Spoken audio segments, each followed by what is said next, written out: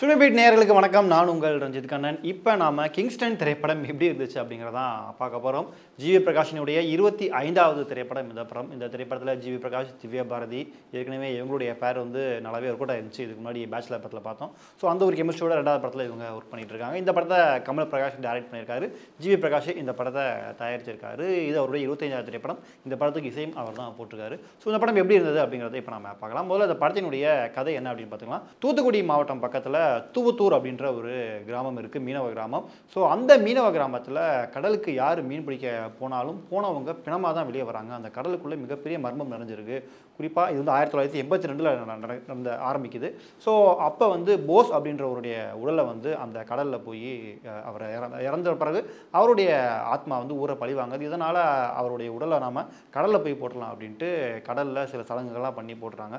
So அதனால் கடலுக்கு போனால் யாருமே திரும்ப வரமாட்டாங்க. இனிமேல் நம்ம பகுதியில் யாருமே கடலுக்கு போகக்கூடாது. அது மட்டும் இல்லாமல் அந்த ஊரில் இருக்கிற பெண்களுமே மர்மமான முறையில் அப்பப்போ காணாமல் போகிறாங்க. ஸோ இதனால் யாருமே மீன் பிடிக்க போகக்கூடாதுன்னு அந்த பகுதியில் மிகப்பெரிய தடை விதித்து அந்த மக்கள்லாம் வேறு வேறு வேலையில் பார்த்துட்ருக்காங்க.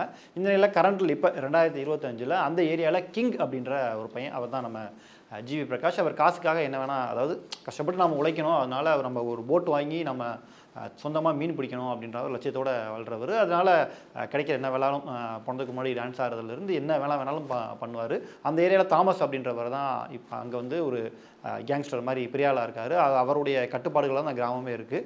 நல்லது நடந்தாலும் கெட்டது நடந்தாலும் மொதல் ஆளாக அவர் தான் வராரு, பணம் கொடுத்து உதவுற மாதிரியான ஒரு கேரக்டர். அவருக்கு கீழே தான் இந்த கிங் அப்படின்ற ஜிவி பிரகாஷ் வேலை பார்க்குறாரு.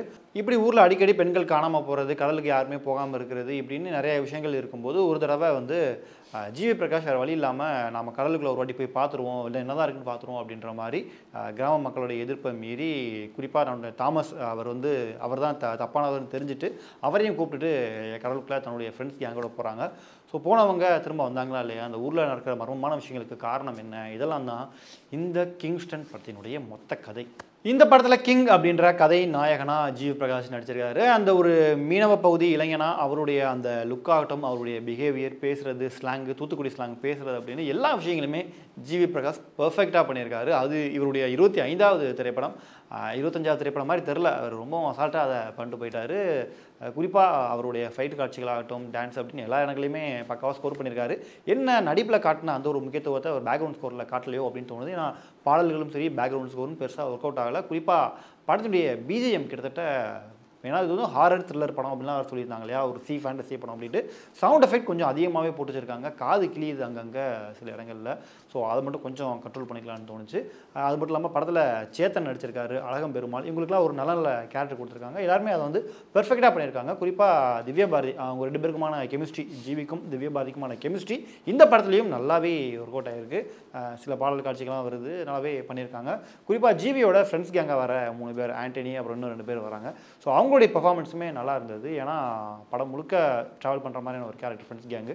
ஸோ அவங்களுடைய பெர்ஃபார்மன்ஸ் நல்லா இருந்தது. ஒரு கடத்தில் ஜாலியாக இருக்கிறது, ஒரு கடத்தில் பயந்து போய் நடுங்கிறது அப்படின்ட்டு எல்லா இடத்துலையுமே எல்லா நடிகர்களுடைய பெர்ஃபார்மன்ஸுமே டாப் நோட்ஸில் இருந்தது. ஸோ நடிப்பில் யாரையுமே நாம் குறை சொல்ல முடியாது. இந்த படத்தினுடைய இயக்குனர் கமல் பிரகாஷ், அவருக்கு இந்த படம் முதல் படமாகவே ஒரு நல்ல ஒன்லைனை கொண்டு வந்திருக்காரு. அதாவது மீன் பிடிக்க போனால் அவங்க உயிரோடு திரும்ப வரமாட்டாங்க, அந்த கடலுக்குள்ளே ஏதோ ஒரு மர்மம் இருக்குது அப்படின்ட்டு அவர் கேள்விப்பட்ட ஒரு கதையை வச்சு ஒரு அழகான ஒரு படத்தை கொடுக்க முயற்சி பண்ணியிருக்காரு. ஒரு சி ஃபேண்டஸியாக இந்தியாவில் முதல் திரைப்படமாக ஒரு பைரட்ஸ் ஆஃப் தி கரீபியன் அப்படின்ற மாதிரி முதல் முயற்சியாக ட்ரை பண்ணியிருக்காங்க அப்படின்றதுக்காகவே இயக்குனருக்கு நாம் பாராட்டலாம். ஆனால் படத்தினுடைய திரைக்கதையில் தான் இயக்குனர் மிகப்பெரிய சொதப்பலாக பண்ணியிருக்காரு. ஏன்னா படத்தினுடைய ஒன்லைன் கேட்குறதுக்கும் நம்ம ட்ரெய்லர் கேட்குறதுக்கும் எவ்வளோ என்கேஜிங்காக இருந்ததோ அந்த ஒரு என்கேஜிங் படத்தினுடைய திரைக்கதையில் இல்லை. ரொம்பவும் சுவாரஸ்யம் கம்மியாக தான் படத்தினுடைய திரைக்கதை எழுதியிருக்காங்க.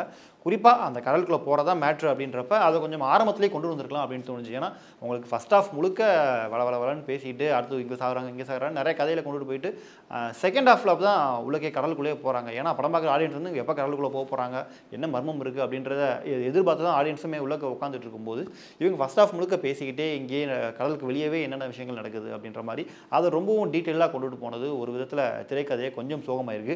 சரி, செகண்ட் ஹாஃப் கடலுக்குள்ளே போயிட்டாங்க, உள்ளக்கு என்ன நடக்க போகுது அப்படின்னு பார்த்தா அங்கே நிறைய ஃபேண்டசி எலமெண்ட் நிறையா கொண்டுட்டு வந்திருக்காங்க. திடீர்னு ஜாம்பிஸ் மாதிரி வர்றது, திடீர்னு அதாவது ஒரு ஸ்டேஜாக முதல்ல மண்டை ஓடா வருது, அதுக்கு பிறகு பனிக்குள்ளே போகிறாங்க அப்படின்ட்டு த்ரில்லாக நிறைய விஷயங்கள் கொண்டுட்டு போயிருக்காங்க. பட் படம் பார்க்குற ஆடியன்ஸுக்கு அது எந்த இடத்துலையும் பெரிய அளவில் கனெக்ட் ஆகவே இல்லை.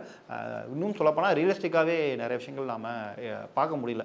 ரொம்பவும் செயற்கைத்தனமாக தான் இருந்தது நிறைய காட்சிகள். பட் படத்தினுடைய விஎஃப்எக்ஸு அந்த சிஜி காட்சிகள்லாம் பிரம்மாண்டமாக பண்ணியிருக்காங்க. ஏன்னா படம் முழுக்க உங்களுக்கு ஒரு மிகப்பெரிய ஒரு கப்பல் செட் போட்டு அந்த மாதிரி ஒரு ஹைட்ராலிக்லாம் வச்சு மிகப்பெரிய அளவில் ஒரு செட் போட்டு தான் ஷூட் பண்ணியிருக்காங்க. ஆனால் படம் பார்க்கும்போது நமக்கு எந்த இடத்துலையுமே தெரியல. படத்தினுடைய விஷுவல்ஸ் ஆகட்டும், நடிப்பு எல்லாமே பிரம்மாண்டமாக செமையாக பண்ணியிருக்காங்க. பட் அதில் காமிச்ச அந்த ஒரு உழைப்பை உங்களுக்கு படத்தினுடைய திரைக்கதையில் கொஞ்சம் காமிச்சு என்கேஜ் பண்ணியிருந்தாங்க அப்படின்னா கண்டிப்பாக அந்த கிங்ஸ்டன் படம் பார்க்குற ஆடியன்ஸுக்கு ஒரு நல்ல ஃபீலை கொடுத்துருக்கும் அப்படிங்கிறது தான் உண்மை. படத்தினுடைய பட்ஜெட்டில் நீங்கள் காமிச்சதை இந்த ஸ்க்ரீன் பிளேல நீங்கள் காமிச்சிருந்துருக்கலாம். மற்றபடி இந்த படத்தில் நிறைய ட்விஸ்ட்லாம் வருது. படத்தினுடைய ஆரம்பத்திலேருந்து ட்விஸ்ட்டு அதை நீங்கள் இன்னும் கொஞ்சம் டீட்டெயிலாக கரெக்டாக சொல்லியிருந்தாங்க அப்படின்னா இந்த படம் போர் அடிக்காமல் இன்னும் கொஞ்சம் என்கேஜிங்காக இருக்கும். இன்னொரு பக்கம் இந்த படத்தினுடைய அந்த எலும்புக்கூடு மாதிரி மேக்கப் போட்டுலாம் வராங்க. அந்த மேக்கப்லாம் செமையாக பண்ணியிருக்காங்க. ஸோ அதெல்லாம் நாம் குறை சொல்லவே முடியாது. ஒட்டுமொத்த படக்குழுவுமே நல்ல ஒரு எஃபெக்ட் கொடுத்துருக்காங்க. என்ன இந்த படத்துக்கான எதிர்பார்ப்பை கொஞ்சம் அதிகமாகவே கூட்டி விட்டாங்க. அது இந்த படத்துக்கு ஒரு மைனஸாக மாறி இருக்குது. ஏன்னா படத்தினுடைய ட்ரெய்லர் வரும்போது இந்தியாவில் வரக்கூடிய ஃபஸ்ட்டு சி ஃபேண்டசி மூவி, ஒரு த்ரில்லர் மூவி அப்படின்லாம் எதிர்பார்ப்புலாம் கொடுத்தாங்க. ட்ரெய்லருமே நல்லா இருந்தது. பார்க்க வேறு மாதிரி இருக்க போது. அதுவும் இல்லாமல் ஜிவி ஒரு ஹாரரில் நடித்தா அந்த படம் ஹிட் ஆகும். ஏன்னா அவருடைய முதல் படமான டார்லிங் ஒரு மிகப்பெரிய அளவு ஹிட் ஆச்சு. அதுக்கப்புறம் அவர் பண்ணக்கூடிய ஒரு ஹாரர் சப்ஜெக்ட் அப்படிங்கிறதுனால இந்த படத்துக்கு ஒரு எதிர்பார்ப்பு இருந்தது. அதுவும் இல்லாமல் ஜிவி பிரகாஷ் மற்றும் படக்குழு இன்டர்வியூவில் பேசும்போது இது வந்து தமிழ் சினிமாவுக்கு இந்திய சினிமாவுக்கு ஒரு பைரேட்ஸ் ஆஃப் தி கரீபியன் அந்த மாதிரியான ஒரு ஃபேண்டசி மூவி அப்படிலாம் சொன்னாங்க. என்னப்பா இப்படிலாம் சொல்கிறாங்க ஃபேண்டசி அப்படின்னு பைரேட்ஸ் ஆஃப் தி கரீபியன்லாம் வார்த்தையெல்லாம் சொல்கிறாங்களே, சரி எப்படி தான் இருக்க போகுது அப்படின்னு எதிர்பார்த்து போகிறவங்களுக்கு இந்த படம் வந்து மிகவும் ஒரு மோசமான அனுபவத்தை தான் கொடுக்குது. திரைக்கதையில் இன்னும் கொஞ்சம் அதிகமாகவே கவனம் செலுத்தியிருக்கலாம். பட் இந்த கடல் அட்டை அப்படின்ற ஒரு மேட்ரு, அதை இல்லீகலாக கடத்துறது, அது மூலமாக போதைப் பொருள் கடத்துறது அப்படின்னு நிறைய விஷயங்களை படத்தில் காமிச்சிருக்காங்க. இன்னும் எமோஷனலும் பெருசாக கனெக்ட் ஆகவே இல்லை. ஏன்னா அடுத்தடுத்து சில இழப்புகள் வருது. ஒரு சின்ன பையனோட கேரக்டர் நல்லா பண்ணியிருந்தாங்க. அந்த பையன் இறக்கும்போதும் பெருசாக பார்வையாளர்களுக்கு அது ஒரு தாக்கத்தை ஏற்படுத்தலை. படத்தில் ஹாரர் எலமெண்ட், ஜம்ப்ஸ்கேர் மொமெண்ட்லாம் அங்கங்கே வச்சுருக்காங்க. குறிப்பாக செகண்ட் ஹாஃபில் அது கொஞ்சம் நிறையாவே இருக்குது. சில காட்சிகள் உண்மையிலே நமக்கு பயப்படுற மாதிரி டக்குன்னு மூஞ்சுக்கு முன்னாடி வந்துட்டு போகிற மாதிரிலாம் பயமுறுத்திருக்காங்க. ஸோ அதெல்லாம் நல்லா இருந்தது. த்ரில்லாவும் சில காட்சிகளுக்கு கொண்டு போயிருக்காங்க. அது கொஞ்சம் என்கேஜிங்காகவே இருந்தது. குறிப்பாக இந்த படம் பெரியவங்களுக்கு கொஞ்சம் போர் அடித்தாலும் கண்டிப்பாக கிட்ஸுக்கு பிடிக்கிற மாதிரி ஒரு ஜாலியான படம் அப்படின்னு சொல்லலாம். ஏன்னா செகண்ட் ஹாஃபில் வரக்கூடிய அந்த ஜம்ப்ஸ்கேர், அந்த த்ரில்லான மொமெண்ட்ஸ்லாம் பார்க்குறதுக்கு நல்லா இருந்துச்சு. கண்டிப்பாக குழந்தைகளுக்குலாம் அது பிடிக்கும். கண்டிப்பாக நீங்கள் ஃபேமிலியாக போய் இந்த படத்தை ட்ரை பண்ணி கூட பார்க்கலாம். ஜிவி பிரகாஷ் வந்து கிட்ஸ்லாம் அடுத்து நாம தான் பிடிக்கணும், கிட்ஸை அட்ராக்ட் பண்ணணும் அப்படின்றதுக்காகவே இந்த மாதிரியான படங்கள் பண்ணுறாரோ அப்படின்னு தோணுது. மற்றபடி திரைக்கதையில் சில சொதப்பல்கள் உங்களுக்கு அங்கங்கே இருந்தாலுமே தமிழ் சினிமாவில் ஒரு வித்தியாசமான புது முயற்சியை இந்த படக்குழு கொடுக்க ட்ரை பண்ணியிருக்காங்க. அதுக்காக படக்குழுவை நம்ம கண்டிப்பாக பாராட்டலாம். பட் நீங்கள் இவ்வளோ பிரம்மாண்டம், இவ்வளோ பொருட்செலவில் ஒரு படம் எடுத்து திரைக்கதையில் அதுவும் ஆடியன்ஸுக்கு பிடிச்ச மாதிரி கனெக்ட் ஆகிற மாதிரியான விஷயங்களை பண்ண தவிர்த்துட்டீங்க. ஸோ அதை மட்டும் இன்னும் கொஞ்சம் பெட்டராக பண்ணியிருக்கலாம். அதெல்லாம் பண்ணியிருந்தாங்க அப்படின்னா கண்டிப்பாக இந்த படம் இந்த வருஷம் வந்த படங்களில் ஒரு நல்ல படம் அப்படின்ற ஒரு பேரை வாங்கியிருக்கும். அதை மட்டும் கொஞ்சம் சரி பண்ணியிருந்துக்கலாம். மொத்தத்தில் இந்த கிங்ஸ்டன் எப்படி இருக்குன்னு கேட்டிங்கன்னா தமிழ் சினிமாவுக்கு ஒரு வித்தியாசமான புது அட்டம்ப்ட், ஒரு நல்ல ஒன்லைன், அதை சரியாக எஸ்டாப்ளிஷ் பண்ணாமல் அவசரமாக சில காட்சிகளை வச்சு பார்வையாளர்கள் என்கேஜ் பண்ணாமல் தவறிட்டாங்க. கிங்ஸ்டன் லாஸ்ட்டில் முடியும் போது ஜோக்ஸ்டனாக மாறிடுச்சு.